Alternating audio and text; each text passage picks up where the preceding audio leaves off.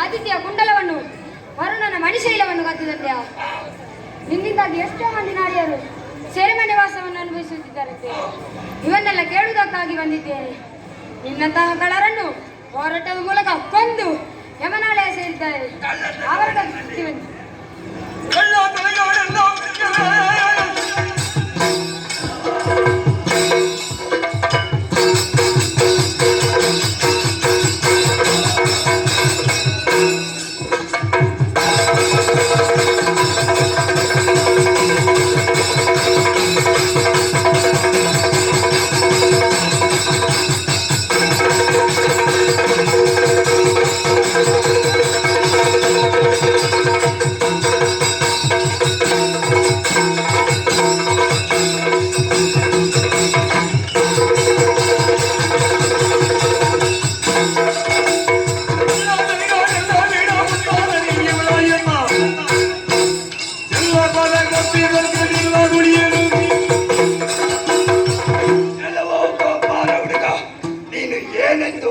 ಏನೆಲ್ಲ ಮಾಡಿ ಎಂದು ನನಗೆ ತಿಳಿದಿದೆ.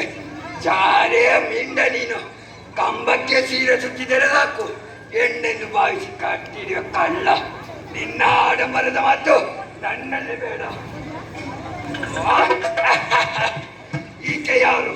ಬಹಳ ಸುಂದರಿ ಕೋಮಲಾಗಿಯಾದ ಈಕೆಯನ್ನು ನನಗೊಪ್ಪಿಸಿದರೆ ಬದುಕಿ ಉಳಿಯುವೆ, ಇಲ್ಲವಾದರೆ ಯಮನ ಬರುವ ಸೇರುವೆ.